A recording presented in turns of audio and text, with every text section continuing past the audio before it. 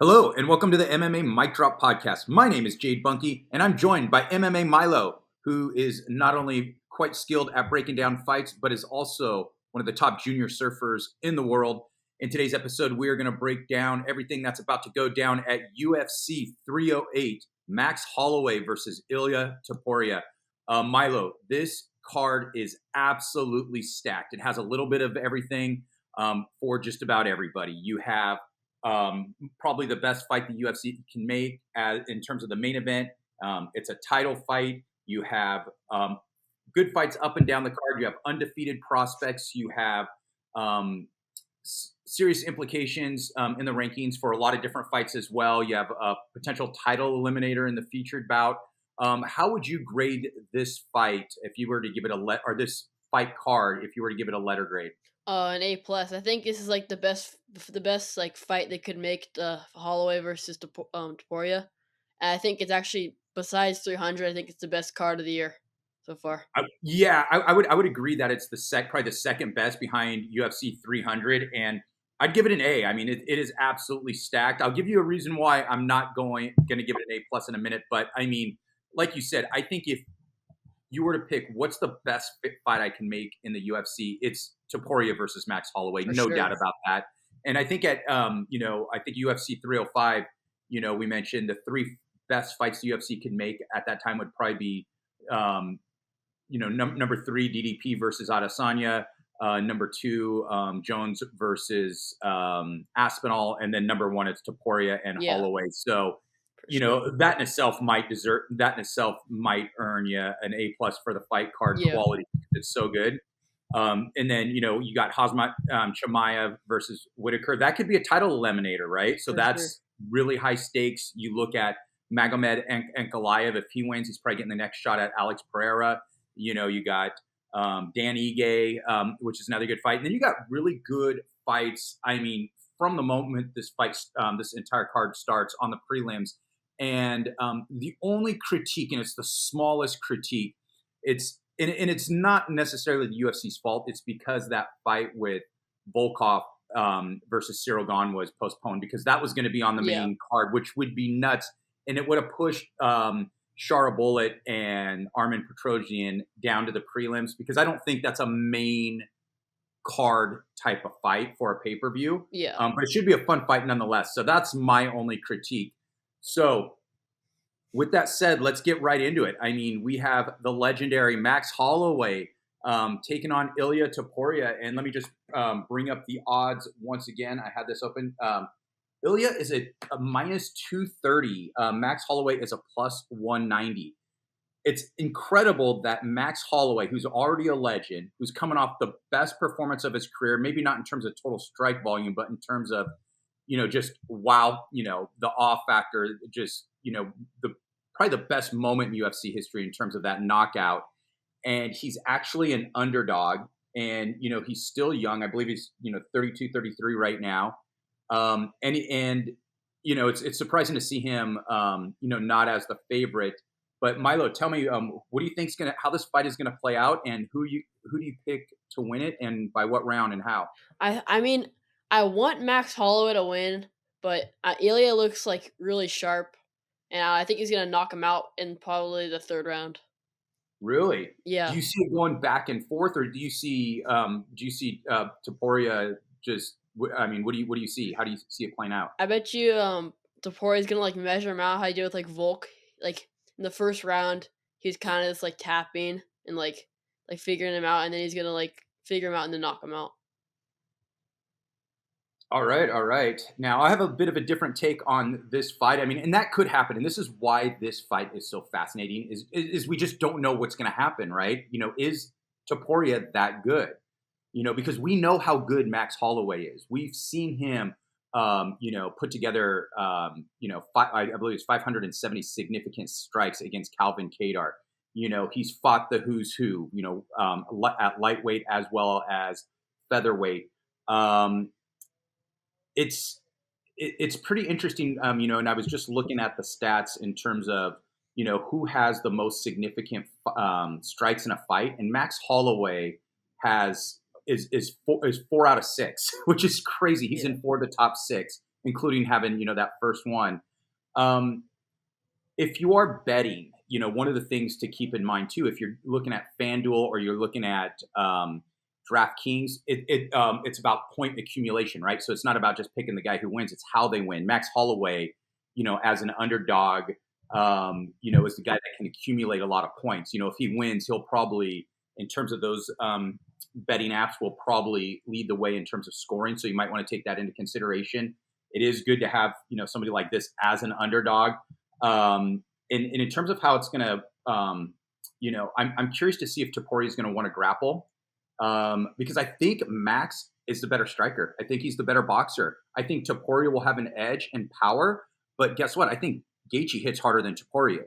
So I don't think that's going to be incredibly problematic, because what we saw in that Justin Gaethje fight is how measured and precise Holloway was, right? He was so dialed in. He did a lot of, a good amount of effective tape study, and was able to implement, that spinning, back kick every time. I can't remember what Justin Gaethje dipped or did something. He knew when it was coming. He was really prepared.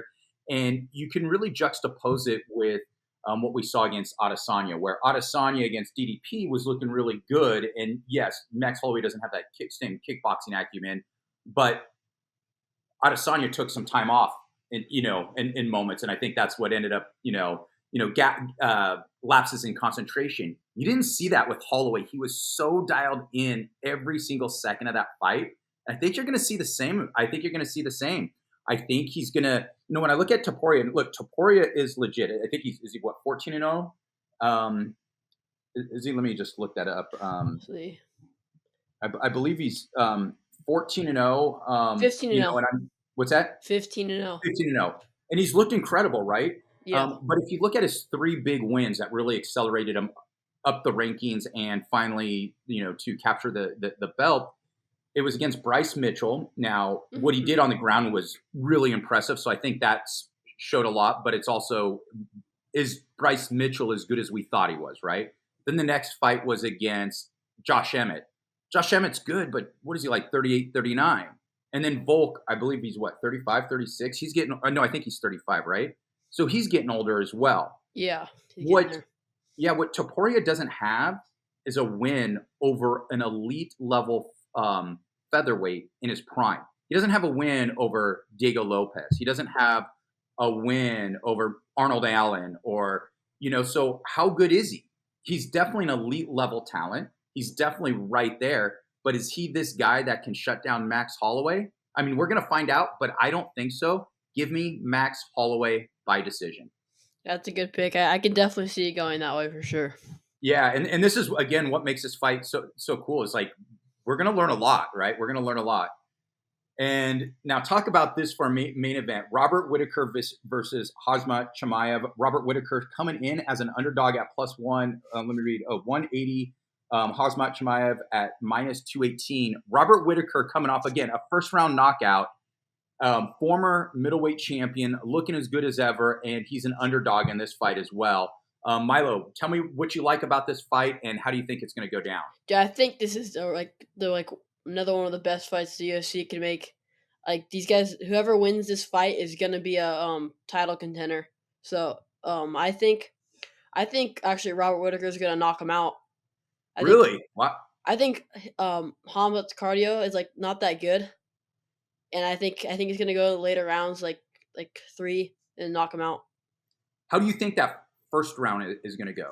I bet you Khamzat's gonna probably 10-8. It's gonna run him over the whole round and beat him up, but that you can't do that forever.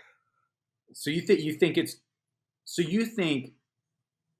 Khamzat Chimaev is the better fighter, but he doesn't have the gas tank? Is that what you think, or yeah. you just think okay? I think he's better fighter, but better first round fighter, not better for yeah. That's why and 5 rounds is tough. I like that pick, and this is another one that's been one of a really hard fight for me to figure out, how it's going to go, because like you said, Khamzat Chimaev in that first round is just, he's lights out, right? And we saw what he did to Kamaru Usman, right? He owned him in that first round. I mean, he ragdolled him, but then he gassed like you could not believe. And, I know there's a lot of people saying, hey, maybe he has an autoimmune. I don't know. And, if he does, you also got to think it's not even about having a particular, depending on what type of autoimmune condition he might have, what does the treatment do? What are, do people with those type of conditions get constant infections? Why was he, ill and unable to make, that the first fight against Whittaker, right? What's actually going on? I don't know exactly what's going on medically speaking, but it seems like there might be something, right?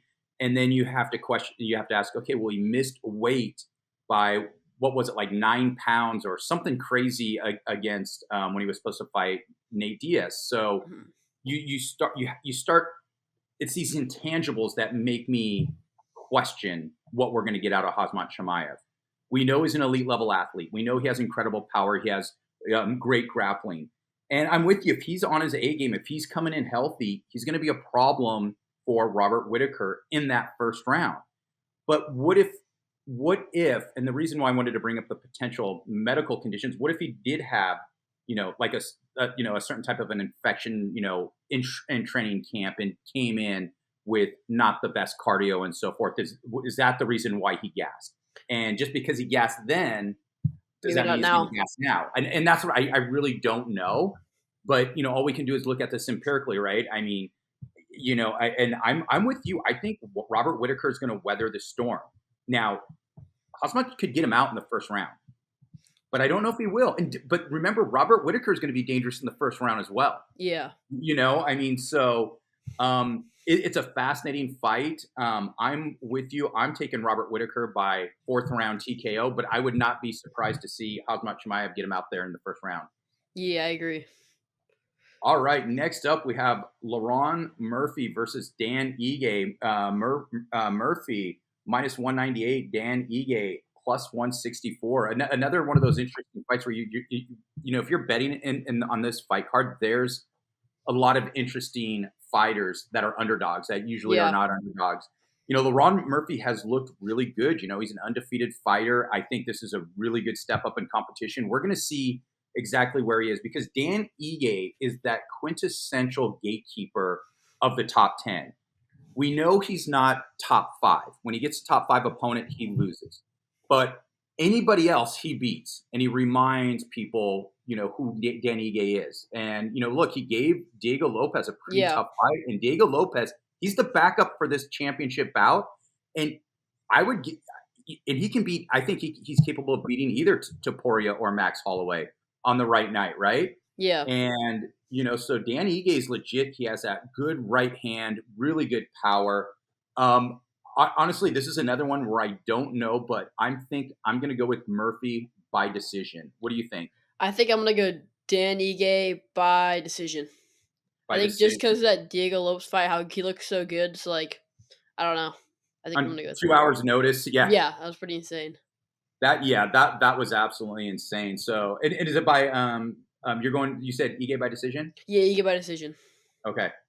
All right. Next up, which is a title eliminator for one man, most likely, Magomed Ankalaev versus Aleksandar Rakic. Magomed Ankalaev is minus 410.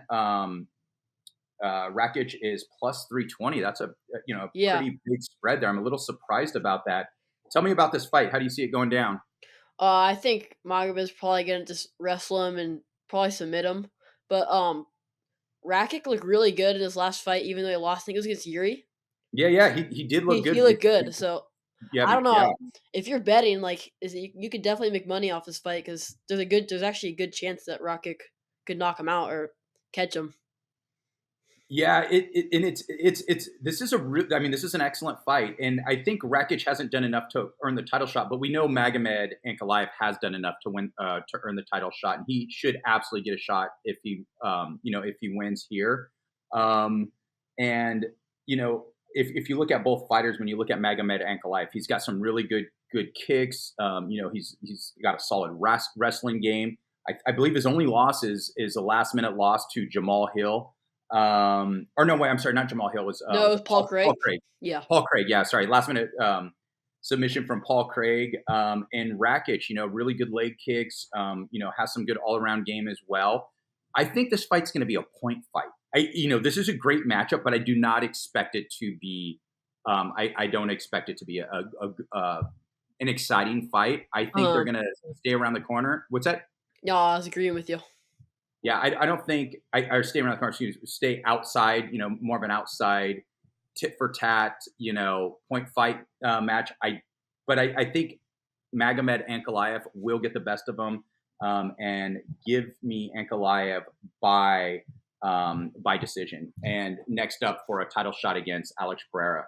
I think I'm gonna go Ankalaev by second round submission. Wait, didn't you say knockout or? No, I said submission.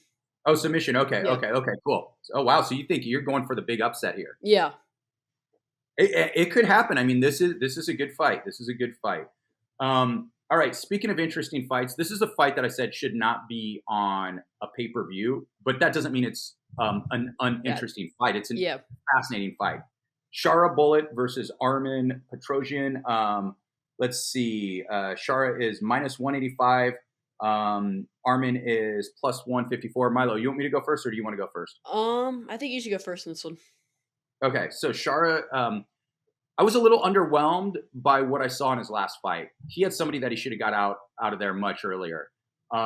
He's a good striker. He's got fast hands. He's got great kicks. He can't wrestle. The good news is Armen Petrosyan can't wrestle either, but he's an exceptional kickboxer, and I think he's a better kickboxer than Shara Bullet.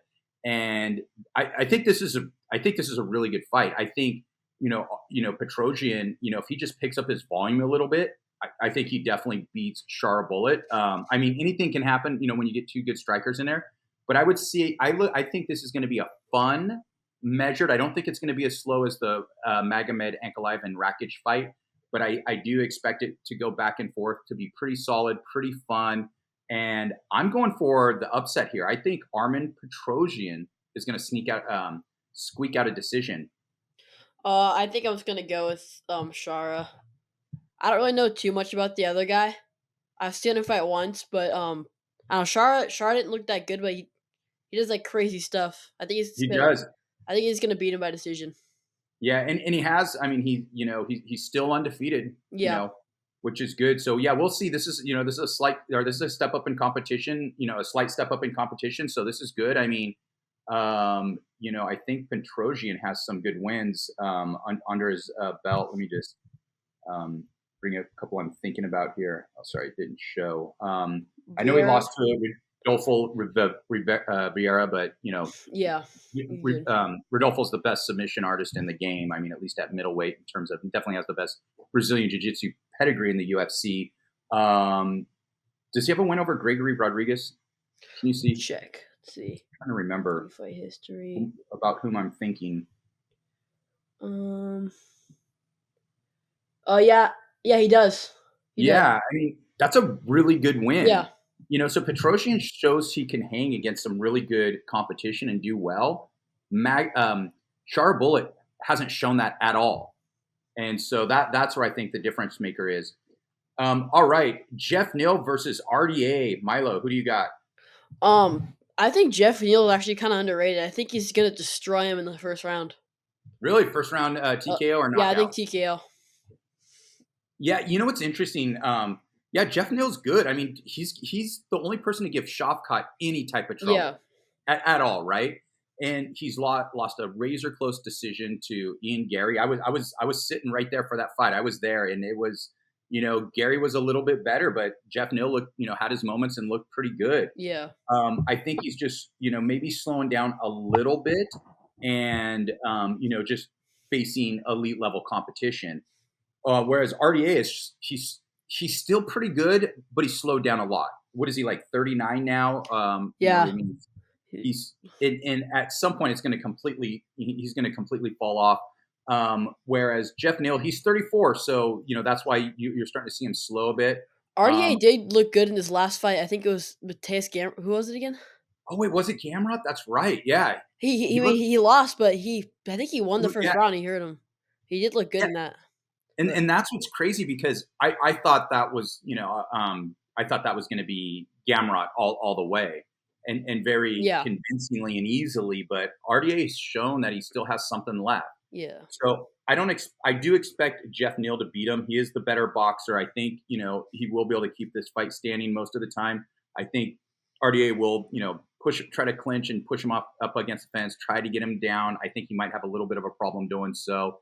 And I think Geoff Neal is going to style on him for most of it, but I think RDA might have a moment or two, but give me Geoff Neal by decision. Yeah, I agree. All right, we'll go a little more quickly on these ones. Mateusz Rebecki versus Orolbai. See, this is another really good fight. Rebecki comes out, kind of like a bat out of hell, right? He comes back out aggressive, angry, and ready to throw down. Sadly, he gasses after he starts to throw down. He's not, doesn't have a big gas tank. I think he came in with a little bit of height, and that's kind of tampered down a little bit. He's plus 210. Orolbai is minus 258. I think Rebecki, even with the aggression, might still end up losing that first round, but I do expect him probably to gas. And I'm taking Orolbai by a third round submission. So I think I'm gonna go Orolbai by first round submission. Wow, awesome.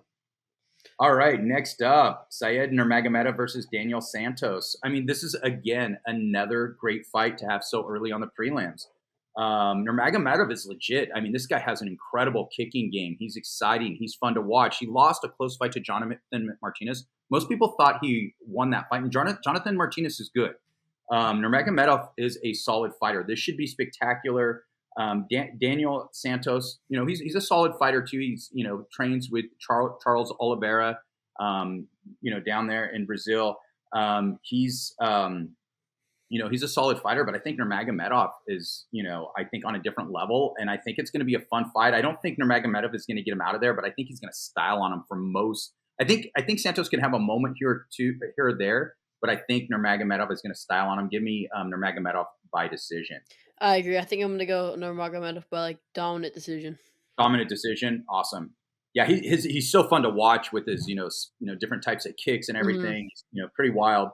Doesn't really replicate the traditional Dagestani wrestling. How many Nurmagomedovs are there? Jeez. Yeah, there's a lot. There's a lot. Everybody from that from Dagestan is seems to have the last name Magomedov. All right. Next up, we have Abus Magomedov and Bruno Ferreira. Again, another exciting fight. Now, Abus is a minus 142 favorite, whereas Ferreira is a plus 120. And here's what's interesting. So when I look at Abus, he is somebody he has an incredible mixed martial skill set, but he's not a fighter. He doesn't have that toughness. He has an elite level skill set, when it comes, particularly to the striking. But if he gets touched, he folds. Now, a lot of people say, he has some cardio issues, and he does. But when you look about the first time he gets hit hard, he wants out of there right away. And, which tells me, he's not a fighter, right? We saw he's the antithesis of what somebody like Khalil Roundtree was, who was getting, eventually, picked apart by Alex Pereira, but kept trying to fight, trying to hang in there, trying to dig deep. Magomedov will not dig deep. He will absolutely fold. And Ferreira hits hard. Now the question is, can Magomedov, can he overwhelm him in that first round before getting tagged? That's the question, because he does have some incredible striking, some incredible some great kicks. We saw in his last fight he can wrestle, and he's going to have a reach advantage as well. He's much more technical than Ferreira, but Ferreira hits freaking hard, really hard. And I think all he has to do is connect with him once, and it doesn't even have to be I'm going to put your lights out shot. It just has to sting Magomedov, and I think he'll fold. So I'm actually going to take, the mild upset here. I'm taking Ferreira by second round TKO. What do you think? I'm going to go Magomedov by first round TKO. Oh, you think he's going to just style on him? Yeah, he has 15 first round finishes. It's kind of crazy. Yeah. Well, he's got that crazy skill set. Are you worried that if he gets tagged, he'll quit? Or for sure. Yeah. You think he'll just power through even if he gets tagged once in the first round? Or you just think he's just going to... Probably not. But I don't know. All right. So there you go. We have different early finishes on that one. All right, we have Kennedy Nzechukwu, blah blah blah. I always mispronounce his name. Milo, do you want to try? Kennedy Nzechukwu. That's actually better than me, but that's wrong too. It was originally against Justin Tafa. This is against Chris Barnett. And this is interesting because Kennedy is going up in weight. He's a light heavyweight. He's going to be at heavyweight. So even though he's big, he's got that big frame. He's probably not going to have a lot of weight on him for a heavyweight. I think he's probably going to come in maybe right around 230 or something. Chris Barnett's going to struggle to come in at, probably 265. But that's not muscle on Chris Barnett. He's, 5'9", a lot of fat. But he can throw some crazy kicks. He's incredibly athletic. He has, if he gets put on his back, he has absolutely no get up game against a bigger person, but he's going to fight somebody who might have a bigger frame, but is going to be a lot lighter than him. My only problem with Chris Barnett, even though he was never an elite level heavyweight or even, like close to a top 15 guy, he always had really good athleticism and, he can always, surprise you on the feet. I just think Kennedy's too young. He's going to be too technical. He's going to be too refined. And I think he's going to win by third round TKO. I'm going to go Kennedy by first round TKO. Well, okay, yeah, I see that. Okay, next up, Farid Basharat versus Victor Hugo.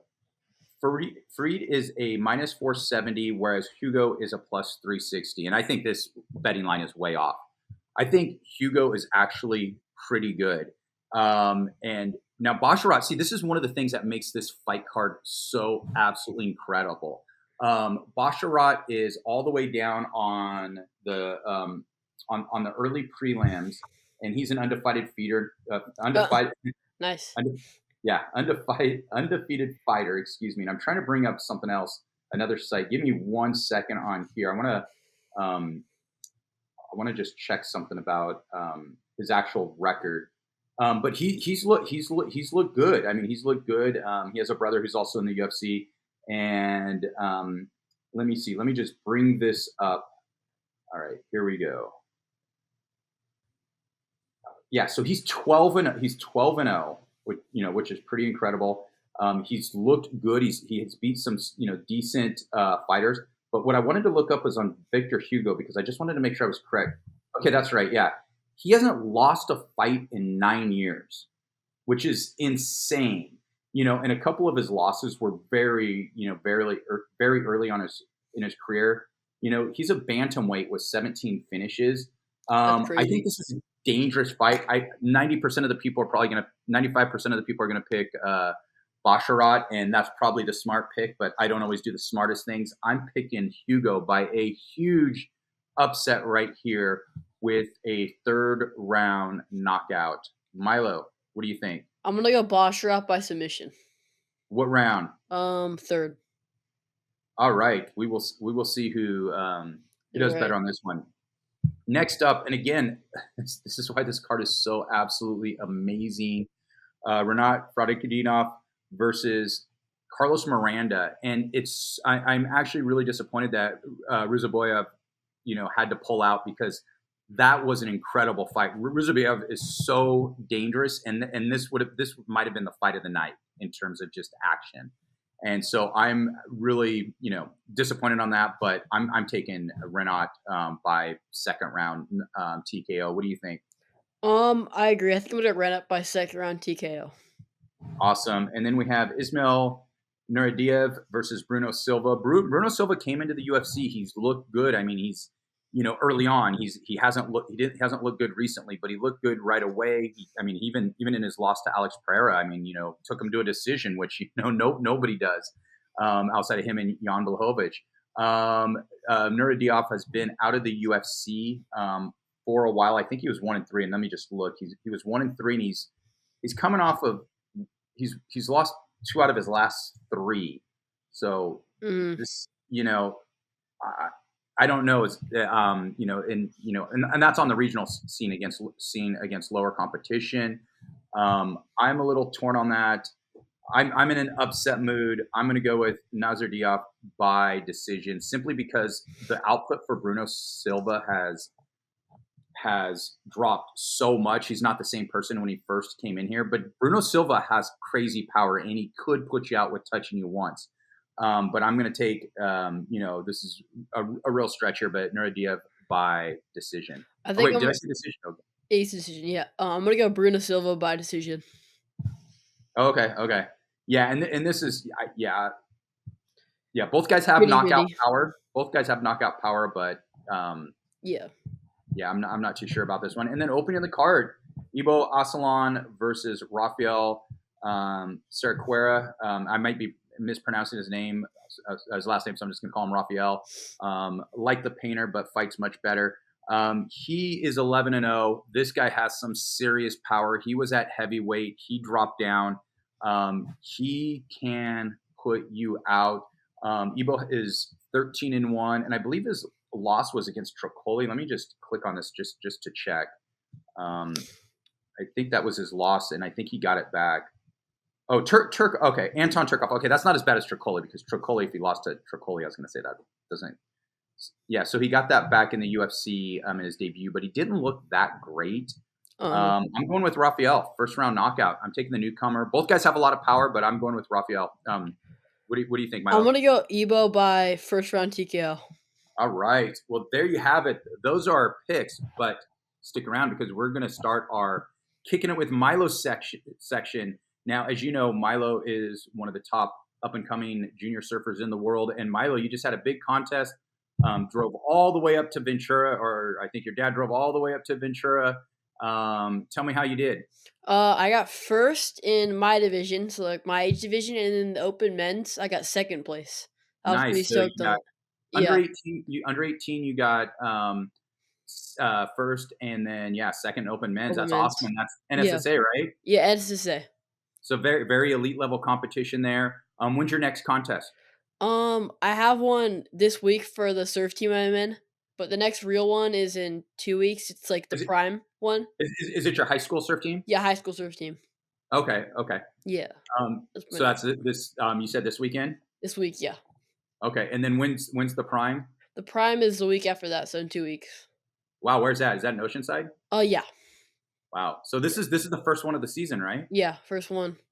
And for those of you watching and not too familiar with surfing, that is prime is the elite of the elite for for any non-pro in the U.S. for the amateur for junior surfers. Can you talk a little bit about prime, what it's about, what it does? Yeah, so basically you have to get chosen to get into it. You have to do good in all like the other like kind of I don't know, like the events that, like get you into prime. You have to get an invitation, and once you get an invitation, you can do like the events, but you still have to pay for them. But they invite you. Yeah, there you go. There. But yeah, no, that's good, and that's gets you to the QSs and stuff. Like you'll end up doing those after. Yeah, that's when he's talking about QS. That's the qualifying series, and that's those are pro contests. So awesome. Well, good luck in the high school competition. I think it's been going pretty well with that, anyways. Yeah. But the prime, the primes, that's the big test. So good luck with that. Thank you. And then our last segment is Kook of the Week. I'm going to go first on this one. So I can tell by Milo's nonverbal cues that he totally forgot about that segment. So let's see. So Kook of the Week. I'm not going to do Kook of the Week. I'm going to do Kook of the last month and a half or so. And I'm going with Herb Dean. That dude's got to stop telling people to work. And if somebody's stalling, I don't think that's the referee's job. A referee's job is to make sure each individual adheres to the rules. I mean, that's the job. You do not want outside interference. I mean, he was telling Marab to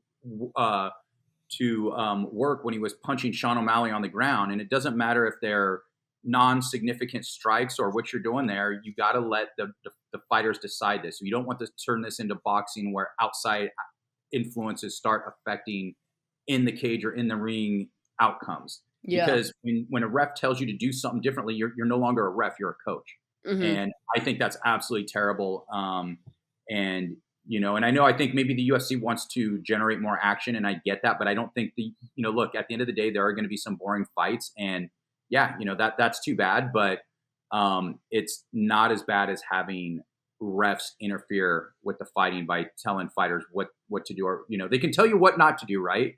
They can tell you, hey, don't grab the fence, or if you grab the fence, you should probably get a point taken away immediately anyways. But anyways, Herb Dean is my kook of the week. Who is your kook of the week? The referee for the Francis Ngannou fight that happened this week. Oh, I didn't even watch that. What did he do? Oh, he let it go too far. That's He what I let it heard, go right? way too far. The guy was getting punched in the face while he was gone by Francis Ngannou, who's the hardest hitter. His head almost exploded. It was so crazy. What? Yeah, you're right. Against all people as well. I mean, The that's last when you want, person in like the world. yeah, and yeah, that's where you want ref interference a little bit earlier, Yeah. right? To save the other guy's That life. guy's Yeah, I heard about that. That's got to be the worst thing ever, the not worst. being able Yeah. to defend yourself and getting hit by Francis Ngannou. Hell no, dude. Crazy stuff. All right, that's all we have right now. Again, UFC 308 is absolutely stacked. We hope you all enjoy watching it. Take a moment, comment, let us know what your picks are. Like, subscribe, all that stuff, and we'll talk later. Oh, Milo, last word? Drop the mic. We're out.